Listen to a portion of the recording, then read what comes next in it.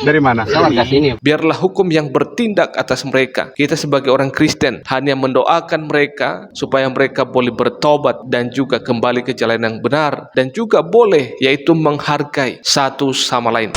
Halo guys, pada kesempatan ini saya mengajak kita kembali untuk melihat satu video ini, di mana di dalam video ini menceritakan atau memperlihatkan kepada saya dan tentunya kepada kita semua, di mana ada warga atau ada beberapa orang ini yang mencoba mengganggu atau menghentikan ibadah orang Kristen, dan tentunya ini adalah terjadi di tentunya adalah suatu tindakan yang melawan hukum. Ini suatu tindakan yang tidak terpuji tentunya yang dilakukan oleh orang-orang ini. Memang saya dan kita semua sudah tidak heran lagi di mana kita melihat di hari-hari ini ada begitu banyak gereja diganggu, bahkan juga sedang ibadah dibubarkan, dan juga banyak hal tempat-tempat ibadah ditolak di mana-mana. Tetapi kita bersyukur, kita orang Kristen terus sabar dan juga memberikan pengampunan kepada mereka. Biarlah hukum yang bertindak atas mereka. Kita sebagai orang Kristen hanya mendoakan mereka supaya mereka boleh bertobat dan juga kembali ke jalan yang benar, dan juga boleh yaitu menghargai satu sama lain. Nah, itu adalah intinya. Dan tentu ini adalah yang saya harapkan dan kita semuanya bagi saudara-saudara kita yang terus mengganggu dan juga tidak suka dengan kekristenan. Oleh sebab itu mari kita saksikan video berikut ini.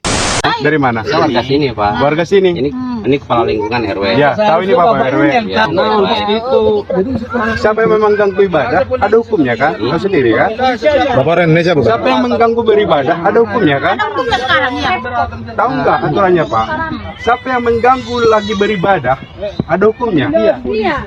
Kalau berangkat pemerintah RW tahu kan itu kita undang-undang. Jangan langsung. Jangan asal. Sekarang kita Nunggu di sini supaya selesai. bukan maksiat di sini, bukan maksiat. Ya kan ngomong tadi, silakan selesaikan dulu. Percuma aja. Saya nunggu di sini mau ngomong. Pemerintah tetap.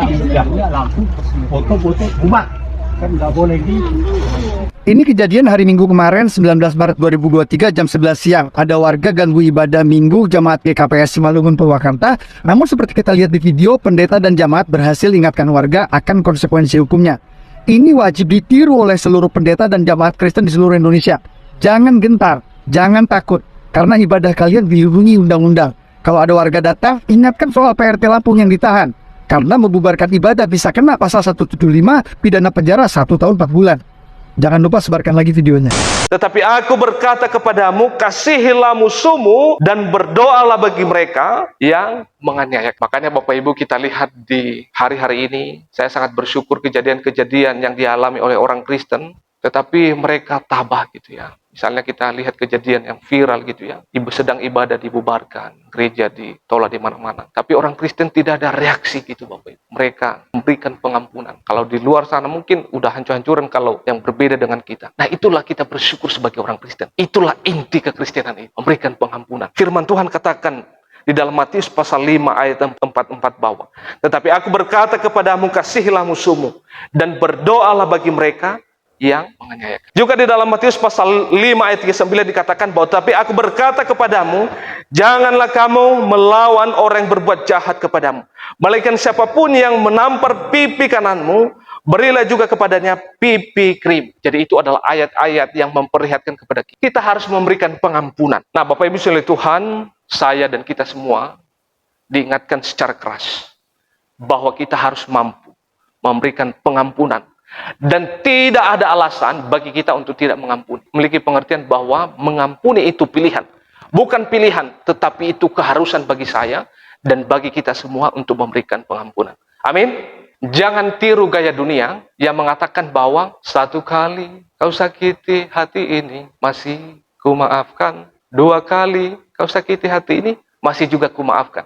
Tetapi 3 kali, jangan kau coba. Nah, itu adalah sikap dunia yang keliru, yang sudah mungkin tertanam di konsep pikiran kita. Nah, kita jangan memiliki konsep yang demikian, Bapak Ibu. Amin.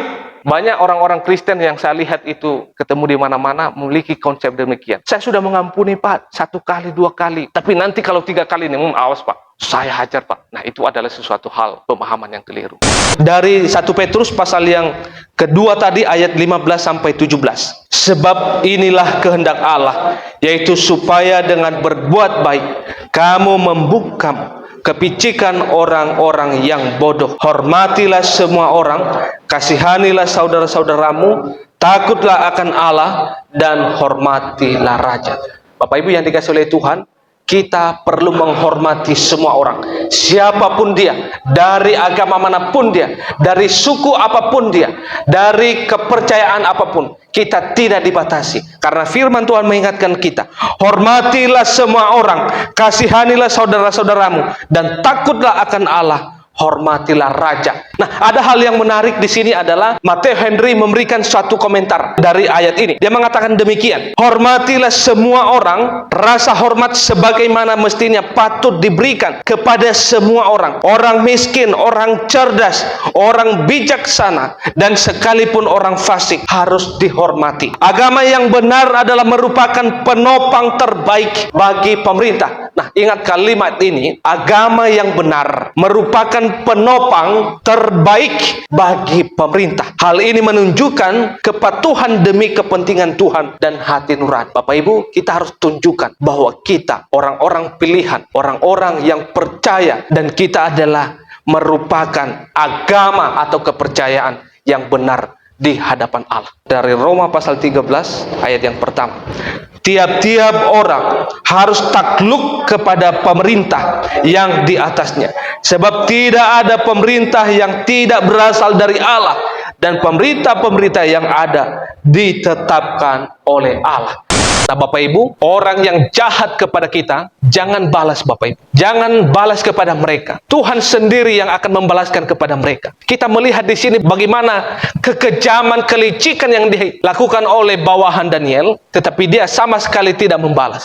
Tetapi kita melihat di sini adalah cara Tuhan sendiri yang menghajar mereka. Raja memberi perintah kepada mereka yang menuduh Daniel, maka anak-anak, istrinya, dan juga pelakunya dibawa kemana? Ke gua singa. Bahkan mereka belum sampai di dasar kandang gua singa itu sudah apa?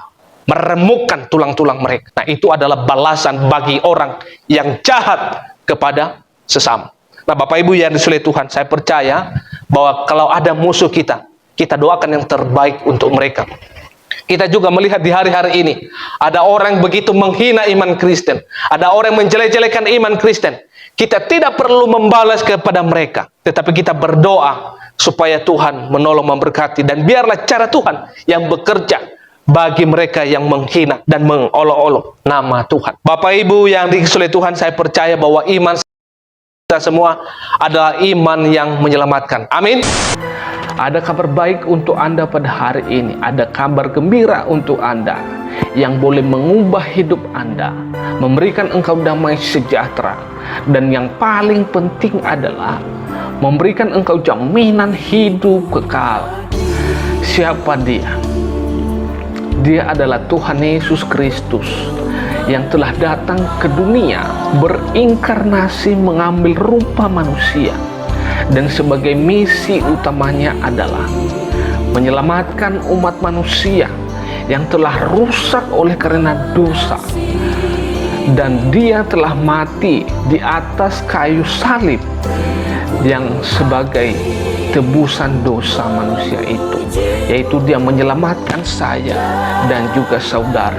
Maka dengan itu percayalah kepadanya, terima dia sebagai satu-satunya juru selamat Anda. Maka dengan demikian Anda akan memperoleh hidup yang kekal. Maka mulai dari sekarang ambil keputusan, terima dia sebagai satu-satunya juru selamat Anda. Maka saya percaya jaminan keselamatan itu Anda juga memperoleh seperti saya memperolehnya. Tuhan memberkati kita semuanya. Shalom.